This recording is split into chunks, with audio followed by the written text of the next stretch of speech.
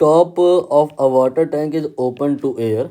Diagram बना लेते हैं। ये एक टैंक प्रिपेयर हो रहा है जिसका जो टॉप है उसमें आपने कोई लिड वगैरह नहीं लगानी है, वो एयर के लिए ओपन है। यहाँ पर एयर के पार्टिकल एज्यूम किए जा सकते हैं।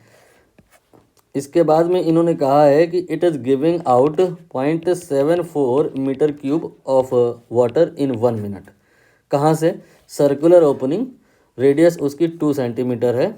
तो ये सर्कुलर ओपनिंग आप इस जगह से कुछ हाइट नीचे मान लीजिए। सपोज आपने यहाँ पे ये सर्कुलर ओपनिंग माना है, ऐसा आप एज्यूम कर लो। यहाँ से पानी बाहर निकलेगा और ये जो सर्कुलर ओपनिंग है इसका वाटर का जो फ्री सरफेस है उससे हाइट आप स्मॉल h एज्यूम कर लो। तो यहाँ से जो पानी निकलता है आपको पता होगा इफ्लक्स स्पीड का फॉर्मूला, जो स्पीड होती है पानी के निकलने की वो होती है √ 2gh। ठीक है, अब हम यहाँ पर आगे प्रोसीड करें तो निकालना क्या है? निकालना ये है कि the depth of the centre, ये जो आपका होल है इसका यहाँ पे थोड़ा और बड़ा करके दिखा दूँ। ये आपका जो सेंटर है दैट वन, ये जो सेंटर है यहाँ पर ऐसे एक लाइन बनाइए, वो आपका वाटर की फ्री सरफेस से कितना है। तो बरगला रहे हैं, कुल मिला करके पूछ ये रहे हैं h की value, not more than that. तो h की वैल्यू यहाँ पर हम कैसे निकालें? जो अगर v दिया होता तो h निकाल लेते, v तो दिया नहीं है। तो ये दिए क्या हैं? दिए हैं q। q क्या होता है? q होता है जितना मीटर क्यूब वाटर यहाँ से बाहर निकला है इन यू कैन से 1 सेकेंड या इन 1 मिनट। तो यहाँ पर हम q के लिए जो फार्मूला होता है वो अप्लाई करेंगे। फार्मूला क्या होता है? a/v। मतलब कहीं भी जो पानी का अगर फ्लो हो रहा है तो जिस क्रॉस सेक्शन से हो रहा है उसका एरिया मल्टीप्लाइड बाय वहाँ जिस स्पीड से हो रहा है वो दोनों आप मल्टीप्लाई कर दोगे तो फ्लो रेट आ जाएगा। अगर आप कंफ्यूज हो रहे हो तो इसको वॉल्यूम डिवाइड बाई टी लिख लो।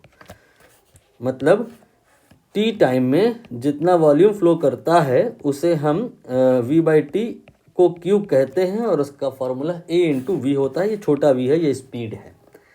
अब हम यहाँ पर q तो देख ही रहे हैं कि गिवन है और v ये हमने याद किया हुआ है, इफ्लक्स स्पीड होती है, रख देंगे दोनों। तो ये q बराबर आ जाएगा a देन √ 2gh।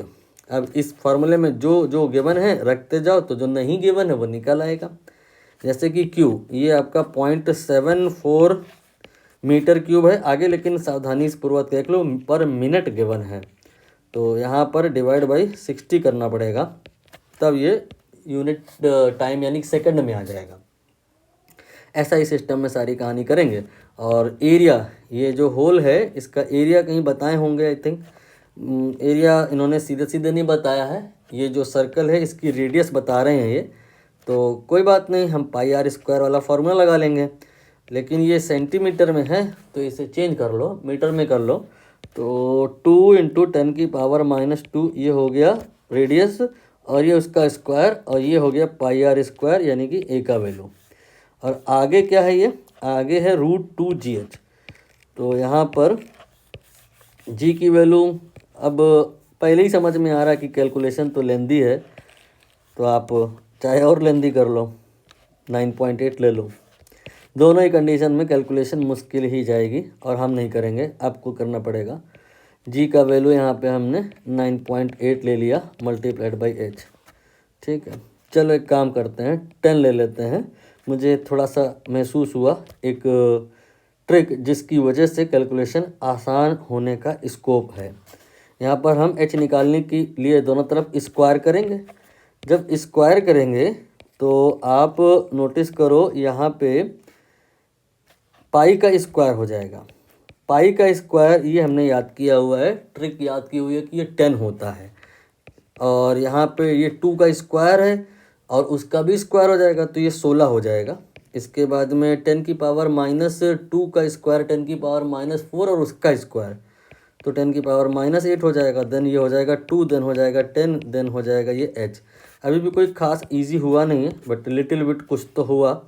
ये हो गया आपका 74 × 10⁻⁻2 और इसको इसी में एडजस्ट करो तो 10 की पावर ये -3 हो गया और डिवाइड बाई 6 हो गया। अभी हमें इसका स्क्वायर करना है, तो हम एक काम करते हैं, इसको इसी के साथ मल्टीप्लाई कर देते हैं। अब आप यहाँ पर इसका वैल्यू 10 ले लो और h को निकाल लो। h अभी कोई ख़ास आसान तो नहीं दिख रहा है, लेकिन इतना मुश्किल भी नहीं है। जहाँ तक मुझे याद है ये आएगा लगभग में 4.8 मीटर। एक बार देख लेते हैं, कंफर्म कर लेते हैं। जी 4.8 मीटर ही आएगा। बी ऑप्शन यहाँ पे करेक्ट होगा।